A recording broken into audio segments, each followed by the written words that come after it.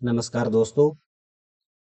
आज की इस वीडियो में हम देखेंगे भारतीय राज्य व्यवस्था के कुछ और इम्पोर्टेंट एमसीक्यूज जो कि हमारे आने वाले सभी एग्जाम्स के लिए इम्पोर्टेंट हैं। तो आइए वीडियो को स्टार्ट करते हैं। हमारा पहला क्वेश्चन है, भारत के राष्ट्रपति के निर्वाचन के लिए निर्वाचन मंडल का सदस्य निम्न में से कौन नहीं है। हमें यहाँ पर यह बताना है कि इनमें से कौन है जो राष्ट्रपति के निर्वाचन मंडल में शामिल नहीं है। पहले हम बात करते हैं कौन कौन शामिल है। तो लोकसभा और राज्यसभा के सभी elected members, only elected members, not nominated. इसी तरह से सभी स्टेट्स की जो लेजिस्लेटिव असेंबलीज हैं, only legislative assemblies, not legislative councils, इन सभी के इलेक्टेड मेंबर्स। और दिल्ली और पुदुचेरी,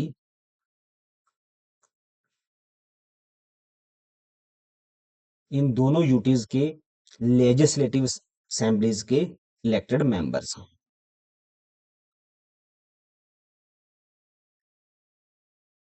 अब हम जाएं अगर ऑप्शंस पर, तो लोकसभा के इलेक्टेड मेंबर्स इसमें शामिल हैं, बिल्कुल शामिल हैं। राज्यसभा के इलेक्टेड मेंबर्स वो भी शामिल हैं। दिल्ली लेजिस्लेटिव असेंबली के इलेक्टेड मेंबर्स वो भी शामिल हैं। लेकिन नॉमिनेटेड मेंबर्स ऑफ राज्यसभा इसमें शामिल नहीं है। नॉमिनेटेड मेंबर्स राज्यसभा या लोकसभा या किसी भी स्टेट या यूटी की लेजिस्लेटिव असेंबली के नॉमिनेटेड मेंबर्स इसमें शामिल नहीं होते। सो हमारा आंसर हो जाएगा ऑप्शन सी। राष्ट्रपति चुनाव में सांसदों के मत का मूल्य किस आधार पर निर्धारित किया जाता है। तो राष्ट्रपति के चुनाव में हमें यह बताना है कि एक एमपी के वोट का वैल्यू कैसे निर्धारित किया जाता है। एमपी और एमएलए दोनों के वोट का वैल्यू अलग अलग होता है। सबसे पहले निकाला जाता है एमएलए की वोट का वैल्यू और उसी के आधार पर निकाला जाता है एमपी की वोट का वैल्यू। तो इसलिए हमारा आंसर हो जाएगा total value of votes of elected MLA. Answer हो जाएगा ऑप्शन बी। राष्ट्रपति के महाभियोग का प्रावधान किस अनुच्छेद में है। तो राष्ट्रपति के इम्पीचमेंट का प्रावधान है ऑप्शन सी, आर्टिकल 61 में। राष्ट्रपति के खिलाफ जो महाभियोग है वो सिर्फ एक ही आधार पर लाया जा सकता है, ओनली वायोलेशन ऑफ कॉन्स्टिट्यूशन, और इसको भी पूरी तरह से डिफाइन नहीं किया गया। हमारे कॉन्स्टिट्यूशन में सिर्फ इतना ही मेंशन है कि वायोलेशन ऑफ कॉन्स्टिट्यूशन। और ये प्रावधान, ये प्रस्ताव कैसे लाया जाता है। ये लोकसभा या राज्यसभा किसी भी सदन में इसकी शुरुआत हो सकती है। जिस भी सदन में ये सबसे पहले लाया जाएगा उस सदन के 1/4 मेंबर्स इस प्रस्ताव पर सिग्नेचर करेंगे और राष्ट्रपति को एक 14 दिन का नोटिस दिया जाएगा। उसके बाद जो पहला सदन होगा वो राज्यसभा भी हो सकता है और लोकसभा भी, उसमें 2/3 मेजोरिटी के साथ इस प्रस्ताव को पारित किया जाएगा। और उसके बाद ये प्रस्ताव दूसरे सदन में चले जाएगा और वहां पर भी 2/3 मेजोरिटी के साथ ही इसको पारित किया जाएगा। और अगर ये यहाँ पर भी पारित हो जाता है तो राष्ट्रपति अपने पद से अपने आप हट जाएंगे। आगे है, निम्नलिखित में से राष्ट्रपति की न्यायिक शक्ति कौन सी है। यहाँ पर हमने बताना है राष्ट्रपति की जुडिशियल पावर्स। तो उनको जुडिशियल पावर्स हैं क्षमादान प्रदान करने की। वो किसी भी सजा याफ्ता व्यक्ति की सजा को कम कर सकते हैं, सजा को माफ कर सकते हैं और सजा का जो रूप है उसको बदल सकते हैं। किसी की डेथ सेंटेंस को वो उम्र कैद में भी तब्दील कर सकते हैं। ये उनको जुडिशियल पावर्स कॉन्स्टिट्यूशन के द्वारा प्रदान की गई हैं। यदि राष्ट्रपति और उपराष्ट्रपति दोनों के पद रिक्त हो जाएं तो राष्ट्रपति के कार्य कौन करता है। अगर ये दोनों के जो पद हैं वो वेकेंट हो जाएं तो राष्ट्रपति के तौर पर कार्य कौन करेगा।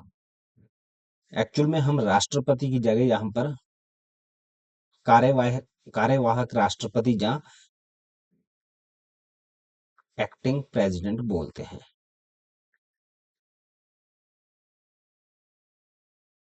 और अगर ये सबसे पहले राष्ट्रपति का अगर पद खाली हो जाता है तो उस पर उपराष्ट्रपति एक्टिंग प्रेसिडेंट के तौर पर कार्य करते हैं। और अगर उपराष्ट्रपति भी अवेलेबल नहीं है, उसके बाद चीफ जस्टिस ऑफ इंडिया ये पद ग्रहण करते हैं, वो एक्टिंग प्रेसिडेंट के तौर पर कार्य करेंगे। यहाँ पर एक क्वेश्चन और बनता है कि अगर चीफ जस्टिस ऑफ इंडिया भी अवेलेबल ना हो तो फिर ये पद कौन संभालेगा? तो उसके बाद जो भी सुप्रीम कोर्ट के सीनियर मोस्ट जज होंगे वो एक्टिंग प्रेसिडेंट के तौर पर काम करेंगे। भारत के उपराष्ट्रपति का निर्वाचन किसके द्वारा किया जाता है? तो भारत के उपराष्ट्रपति के निर्वाचन में सिर्फ लोकसभा और राज्यसभा के जो टोटल मेंबर्स हैं वो शामिल होते हैं। इसमें किसी भी स्टेट जो लेजिस्लेटिव है उसका कोई भी रोल नहीं होता। तो इसमें लोकसभा और राज्यसभा के इलेक्टेड और नॉमिनेटेड दोनों तरह के मेंबर्स शामिल होते हैं। तो हमारा आंसर हो जाएगा option B, all members of parliament including elected and nominated. Rajya Sabha का पदेन सभापति कौन होता है? पदेन यानी कि एक्स ऑफिशियो। एक्स ऑफिशियो वो होता है अगर किसी व्यक्ति के पास कोई दूसरा पद है तो वो उस पद के कारण ऑटोमेटिकली किसी और पद के लिए भी उसको जिम्मेदारी दी जाती है। ये दोनों पद एक दूसरे से कनेक्टेड होते हैं। तो वो है हमारे वाइस प्रेसिडेंट। हमारे वाइस प्रेसिडेंट होते हुए राज्यसभा के चेयरमैन के तौर पर भी कार्य करते हैं। ये उनका एक्स ऑफिशियो पद है। भारत के महान्यायवादी के संबंध में निम्नलिखित में से कौन सा कथन सही है? अटॉर्नी जनरल ऑफ इंडिया की हम यहाँ पर बात कर रहे हैं। सबसे पहले मैं आपको बता दूं कि इसका प्रावधान आर्टिकल 76 में है। और इसमें अगर हम बात करें कौन सा कथन सही है, उनका चुनाव संसद करती है, तो ये सही नहीं है। वह सर्वोच्च न्यायालय के सेवानिवृत्त न्यायाधीश होने चाहिए, ये प्रावधान भी नहीं है। सुप्रीम कोर्ट के रिटायर्ड जज वो नहीं होते, इसलिए ये भी आंसर नहीं हो सकता। उनकी नियुक्ति राष्ट्रपति करते हैं, ये बिल्कुल सही है। सो आंसर है ऑप्शन सी। उनका कार्यकाल 6 वर्ष का निश्चित होता है, बिल्कुल नहीं।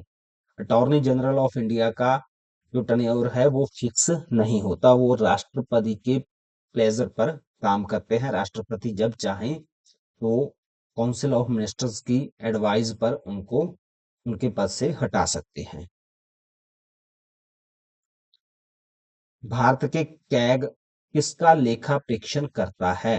तो भारत के जो कंट्रोलर एंड ऑडिटर जनरल हैं वो सभी गवर्नमेंट अकाउंट्स का ऑडिट करते हैं। वो स्टेट गवर्नमेंट के अकाउंट्स भी हो सकते हैं और यूनियन गवर्नमेंट के भी। सो हमारा आंसर हो जाएगा ऑप्शन बी।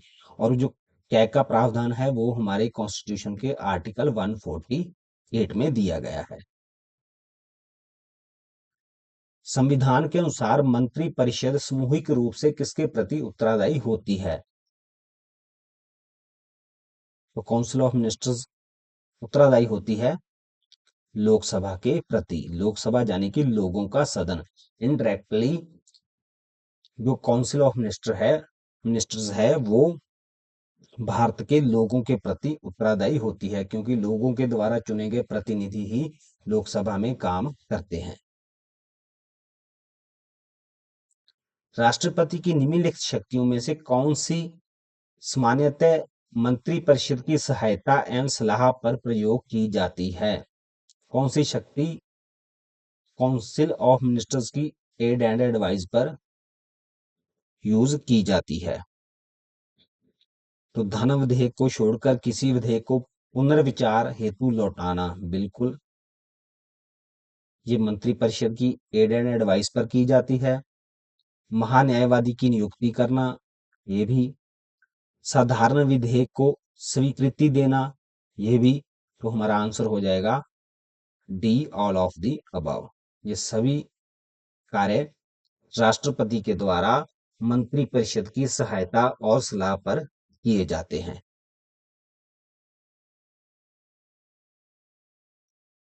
राष्ट्रपति की अध्यादेश जारी करने की शक्ति के संबंध में निम्नलिखित में से कौन सा कथन सही है?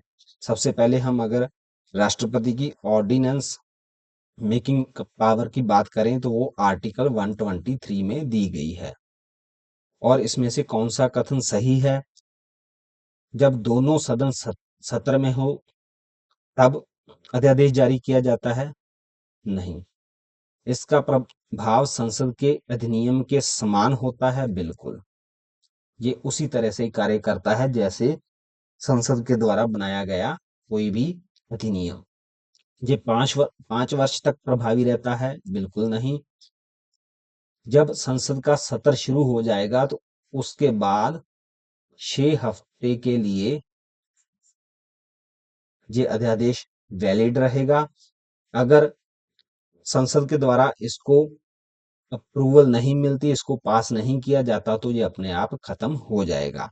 It can not be withdrawn, ये वापस नहीं लिया जा सकता, तो ऐसा भी बिल्कुल नहीं है। इसको कभी भी राष्ट्रपति वापस ले सकते हैं। उपराष्ट्रपति अपना त्यागपत्र किसे संबोधित करता है? उपराष्ट्रपति अपना त्यागपत्र देते हैं प्रेसिडेंट ऑफ इंडिया को। निम्नलिखित में से कौन संसद के दोनों सदनों की कार्यवाही में भाग ले सकता है लेकिन मतदान नहीं कर सकता? वो है attorney general of India. Answer है ऑप्शन बी। भारत के महान्यायवादी संसद के दोनों सदनों में किसी भी सदन की कार्रवाई में भाग ले सकते हैं, वहां पर बोल सकते हैं, लेकिन वो मतदान नहीं कर सकते। क्यों नहीं कर सकते? क्योंकि वो संसद के मेंबर नहीं है। निम्नलिखित में से कौन सा कार्य कैग का नहीं है? तो कैग केंद्र सरकार के खातों का लेखा परीक्षण करते हैं? बिल्कुल करते हैं। राज्य सरकार के खातों का लेखा परीक्षण करते हैं? बिल्कुल। राष्ट्रपति को लेखा परीक्षण रिपोर्ट प्रस्तुत करते हैं, लेकिन वो केंद्रीय बजट को तैयार नहीं करते। केंद्रीय बजट मिनिस्ट्री ऑफ फाइनेंस के द्वारा तैयार किया जाता है, इसलिए हमारा आंसर हो जाएगा ऑप्शन सी। सामूहिक उत्तरदायित्व के सिद्धांत का अर्थ क्या है? Collective responsibility. तो कलेक्टिव रिस्पॉन्सिबिलिटी है मंत्रिपरिषद साथ रहती है और साथ ही पद छोड़ती है।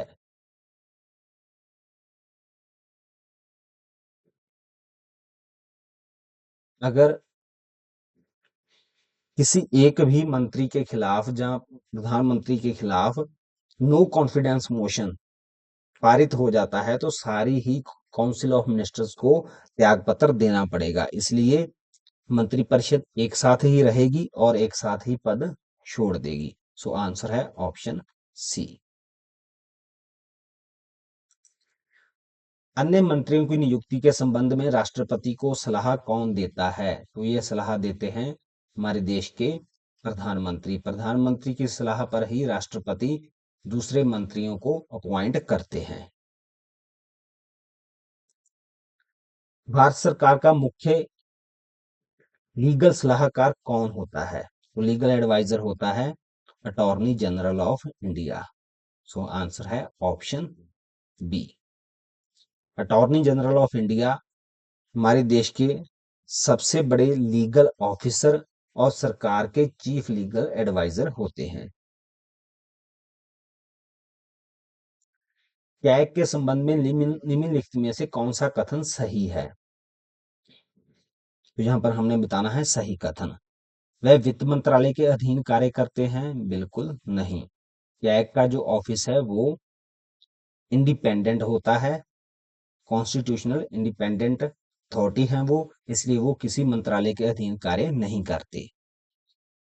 उसकी नियुक्ति प्रधानमंत्री करते हैं? बिल्कुल नहीं, उनकी नियुक्ति होती है प्रेसिडेंट के द्वारा। वह मंत्रिमंडल के प्रति उत्तरदायी हैं? बिल्कुल नहीं है। तो हमारा आंसर हो जाएगा वह एक स्वतंत्र संवैधानिक प्राधिकरण है।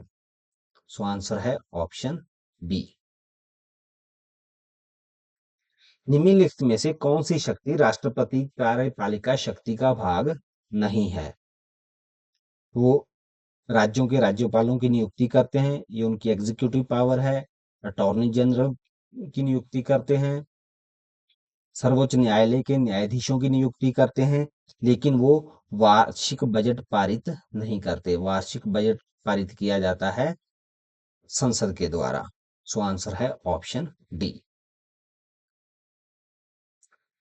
भारत के राष्ट्रपति को पद एवं गोपनीयता की शपथ कौन दिलाता है?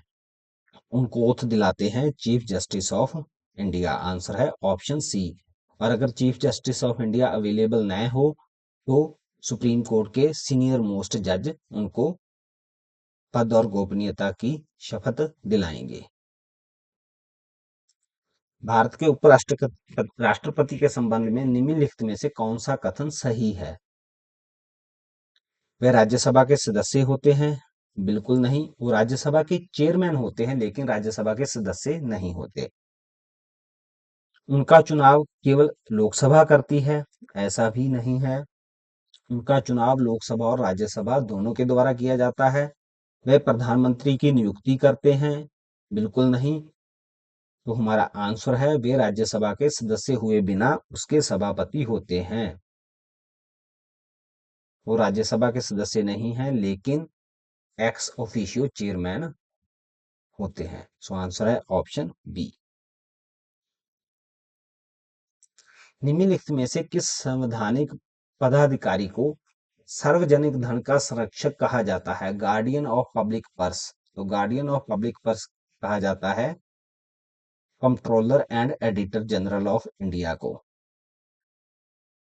क्योंकि ये सभी जो सरकार के जो अकाउंट्स हैं, चाहे वो स्टेट गवर्नमेंट के हों चाहे वो यूनियन गवर्नमेंट के, वो दोनों का लेखा परीक्षण करते हैं और इस बात की जांच करते हैं कि जो भी पैसा है वो सरकार के द्वारा संविधान के और रूल्स के अकॉर्डिंग खर्च किया गया है या नहीं। इस चीज की ये जांच करते हैं। निम्नलिखित में से कौन केवल विशेष आमंत्रण मिलने पर ही मंत्रिमंडल की बैठक में भाग ले सकता है? जो कैबिनेट की जो बैठक होती है उसमें काउंसिल ऑफ मिनिस्टर्स में जो मिनिस्टर्स आते हैं अक्सर वो ही भाग लेते हैं, लेकिन अगर कोई विशेष कारण हो तो भारत के महान्यायवादी को भी उसमें शामिल किया जा सकता है। सो आंसर है ऑप्शन ए।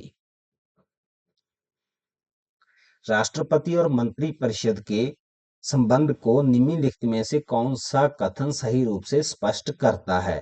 तो राष्ट्रपति और काउंसिल ऑफ मिनिस्टर्स के बीच का जो संबंध है वो है राष्ट्रपति सामान्यतः मंत्री परिषद की सहायता एवं सलाह पर कार्य करते हैं। इसका आंसर है ऑप्शन सी। ये बात राष्ट्रपति और मंत्री परिषद के संबंध को सही रूप में स्पष्ट करती है।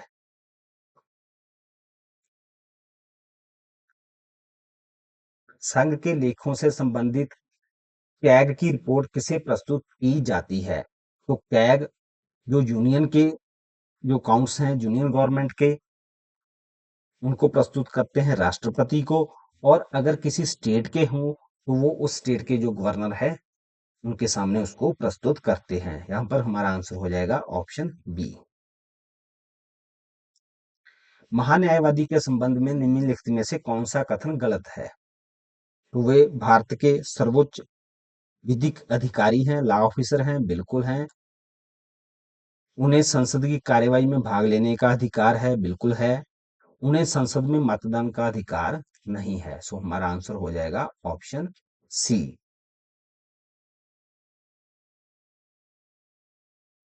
निम्नलिखित में से कौन सा कथन भारत की संसदीय शासन प्रणाली की मूल भावना को सर्वश्रेष्ठ रूप से व्यक्त करता है? तो संसदीय प्रणाली की जो मूल भावना है वो है प्रधानमंत्री की अध्यक्षता वाली मंत्रिपरिषद कलेक्टिव रूप से लोकसभा के प्रति उत्तरदायी होती है। सो हमारा आंसर है ऑप्शन सी। दोस्तों आज की वीडियो में इतना ही, आगे मिलेंगे किसी और वीडियो में। और अगर आपको वीडियो अच्छा लगा है तो वीडियो को लाइक जरूर करना और अपने एग्जाम्स की बेहतर तैयारी के लिए इस चैनल को सब्सक्राइब कर लेना। Thank you.